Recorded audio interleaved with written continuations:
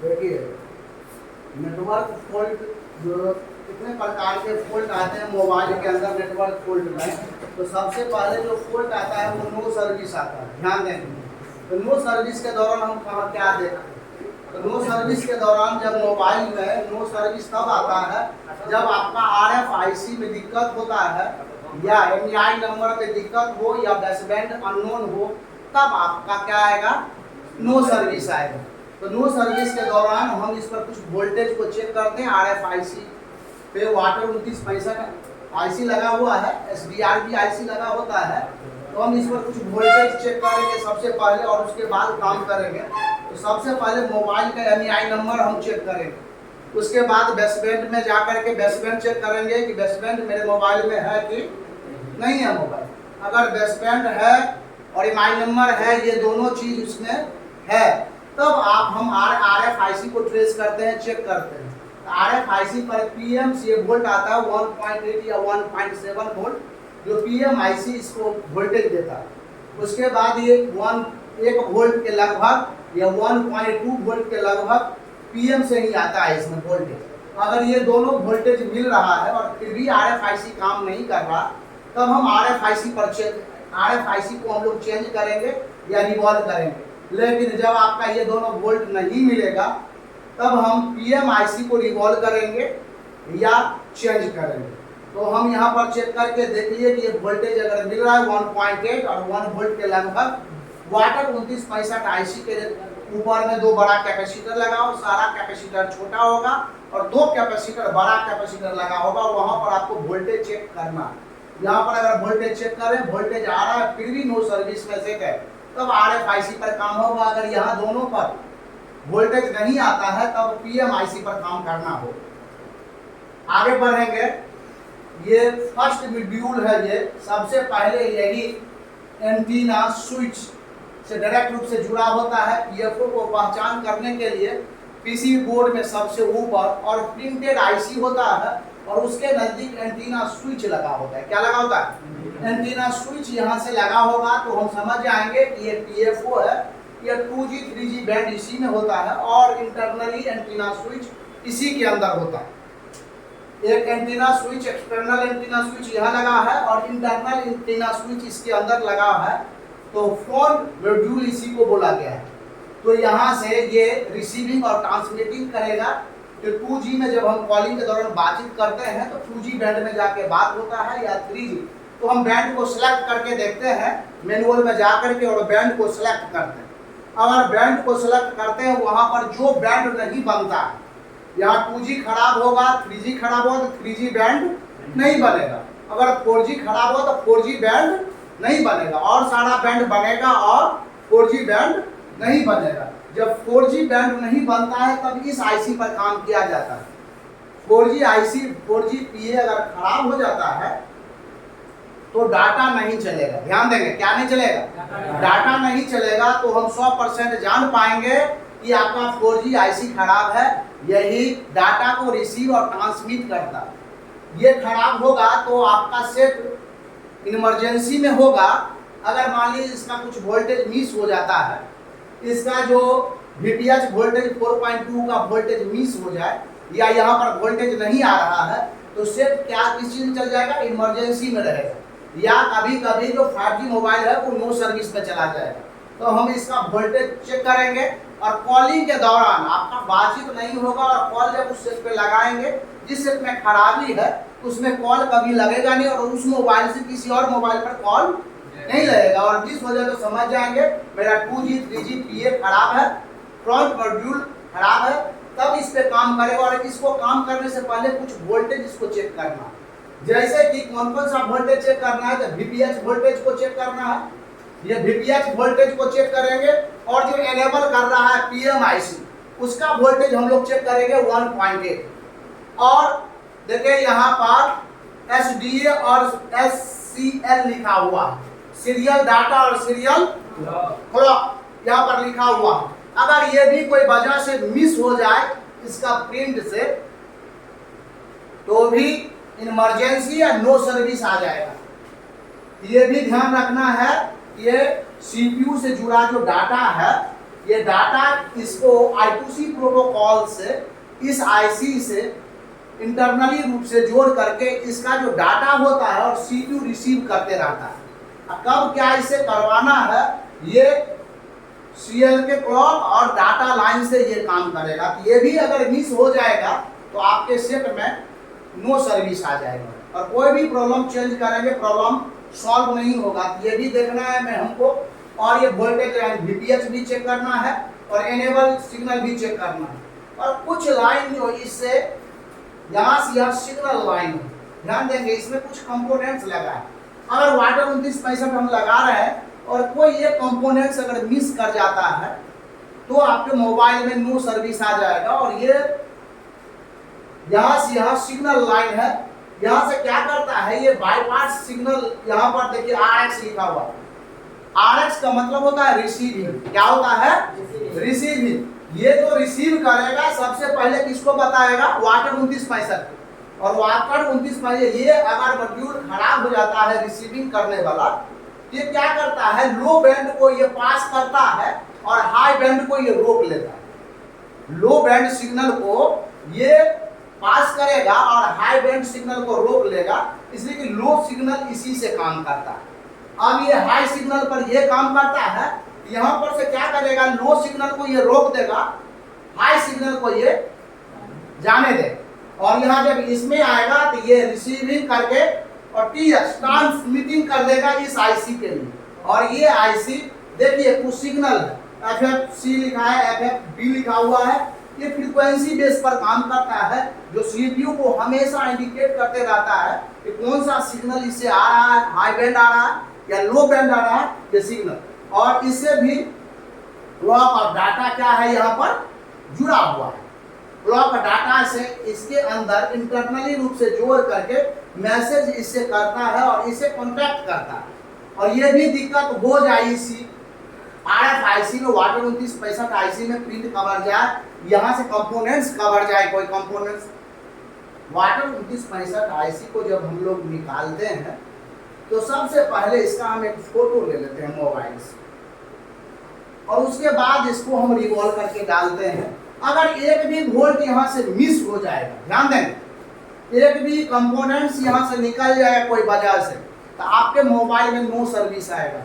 देखिए सबसे इसका इंटरनली रूप से क्लॉक और डाटा लाइन होता है। ध्यान दें कि I2C प्रोटोकॉल से जुड़ा सिस्टम है, इसमें से कोई भी लाइन ब्रेक हो जाए तो इसमें से कोई भी आईसी चेंज करेंगे कभी प्रॉब्लम सॉल्व नहीं होगा।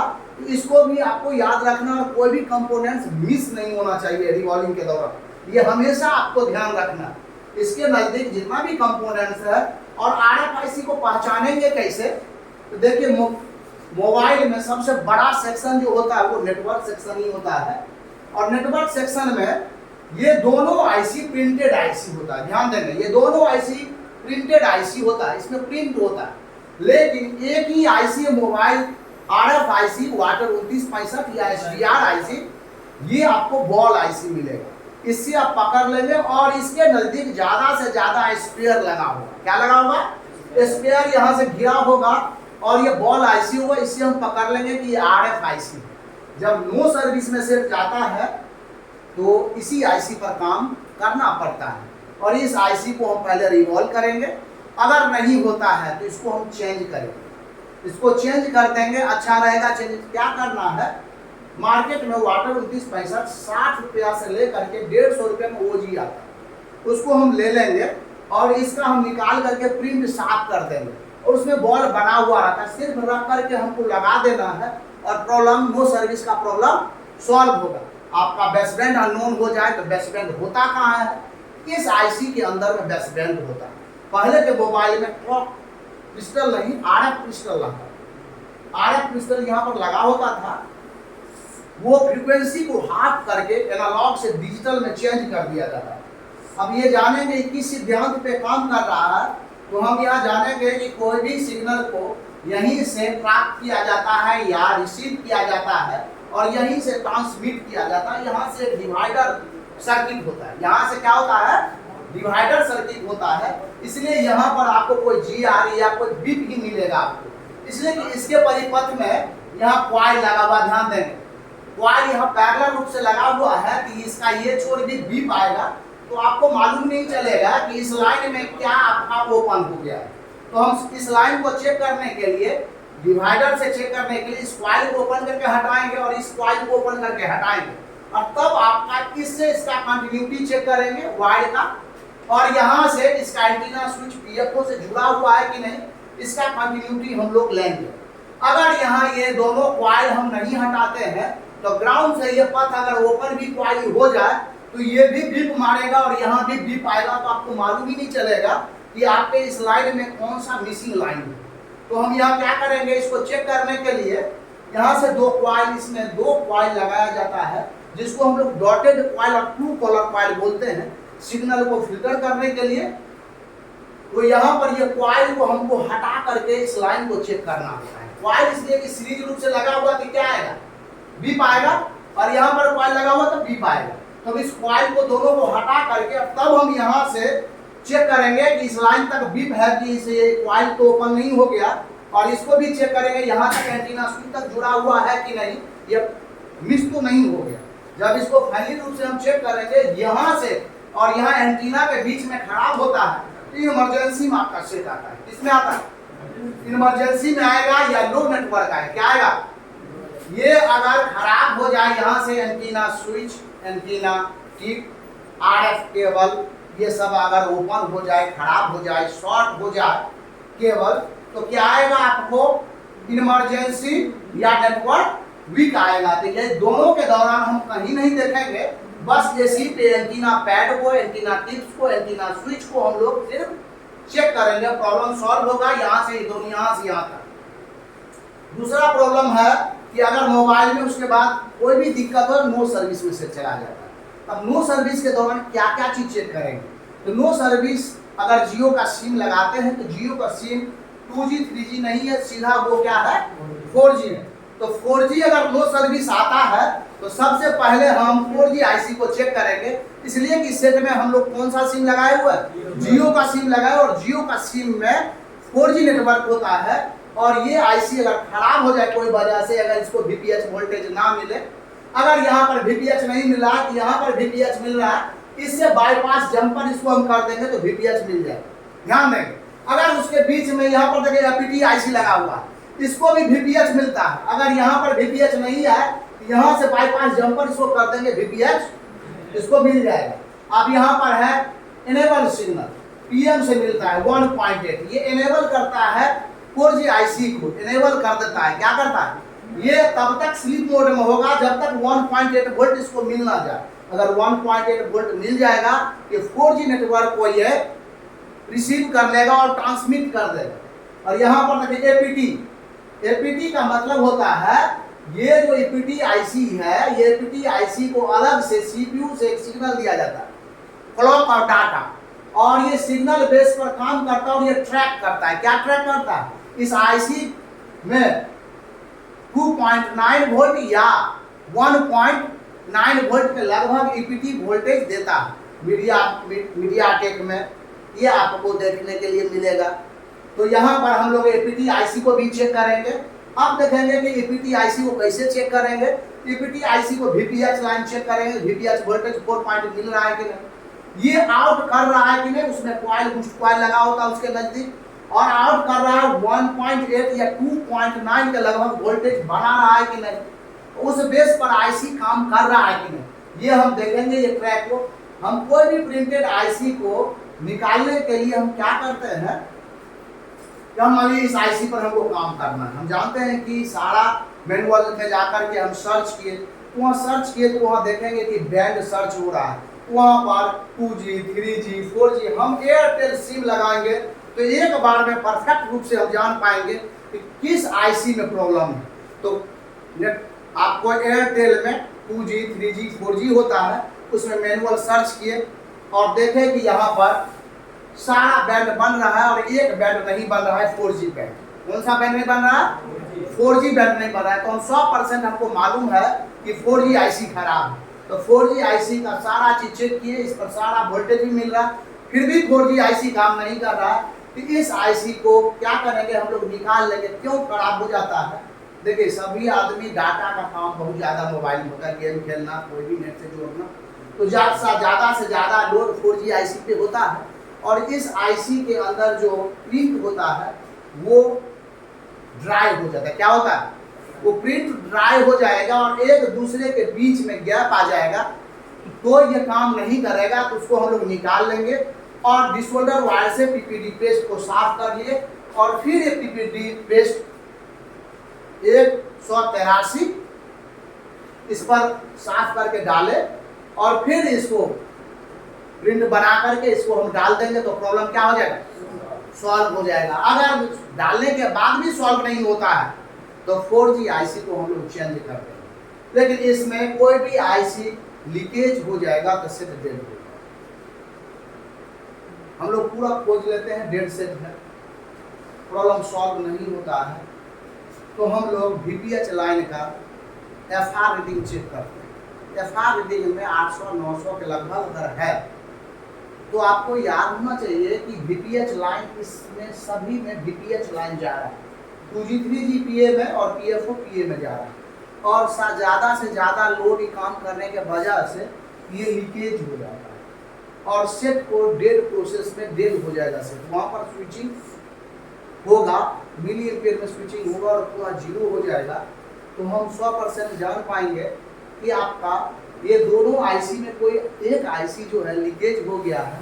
तो हम क्या करते हैं, आँख मूंद करके ये दोनों आईसी को सबसे पहले निकाल लेते हैं और उसके बाद देखते हैं कि FR रीडिंग गया कि नहीं।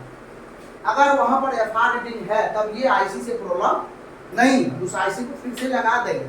लेकिन अगर ये दोनों हटाने के बाद या ये 4G हटाने के बाद वहाँ FR रीडिंग ओके हो जाता है, OL हो जाता है, तो आपका 100% सेट ओके है।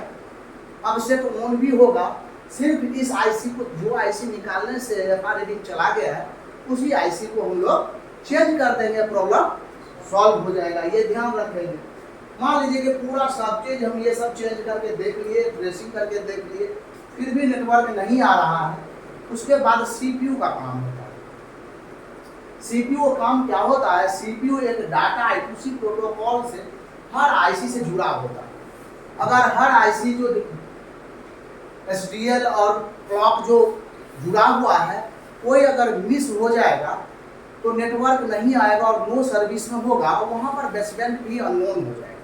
तो हम सबसे पहले इसको, ये मैनेज करता है डाटा और क्लॉक से, तो इसको भी चेक करना होगा। नहीं अगर इससे प्रॉब्लम सॉल्व होता है तब हम लोग उसको चेक करके बोर्नियो पे और इस लाइन को चेक करेंगे और CPU को रिवॉल्व कर देंगे तो प्रॉब्लम सॉल्व हो जाएगा।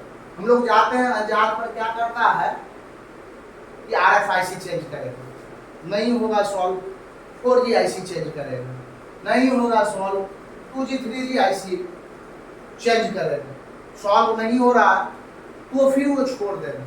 इसके अंदर का लाइन I2C प्रोटोकॉल लाइन कोई नहीं चेक करता है, तो उसको हम कब चेक करेंगे? बोर्नियो के थ्रू चेक करेंगे कौन सा लाइन जा रहा है और उस लाइन पे जाकर देखेंगे कि यहाँ GR ही नहीं है, इस आईसी को निकालेंगे, यहाँ I2C प्रोटोकॉल से डाटा और क्लॉक जा रहा है और यहीं पे GR नहीं आ रहा है, तो हम देखेंगे यहाँ डिवाइडर 1-2 कंपोनेंट्स लगा हुआ, ये कॉइल लगा होता है, या तो इस कॉइल का हम इनपुट में चेक करेंगे और यहाँ पर अगर भी नहीं है GR तो हम समझ जाएंगे ये GR कहाँ से आ रहा है, तो CPU से GR आ रहा है, तो CPU को हम रिवॉल्व कर देंगे तो प्रॉब्लम सॉल्व हो जाएगा। उससे पहले हम लोग कुछ वोल्टेज हम यहाँ पर लिख दिए हैं। PFO के लिए जब चेक करते हैं तो VPH 4.2 और PFO के लिए चेक कर रहे हैं एनेबल सिग्नल 1.8, एकदम जरूरत है, इसके बिना तो कुछ होगा ही नहीं।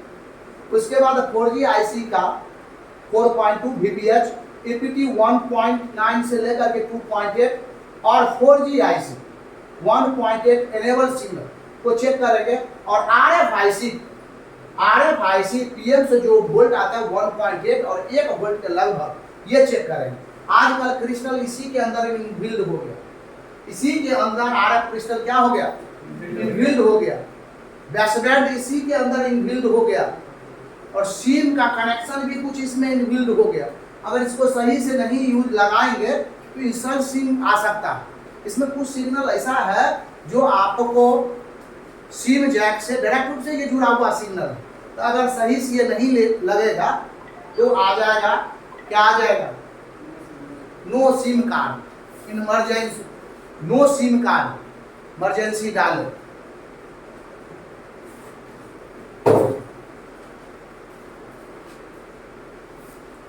अब अलग से भी प्रॉब्लम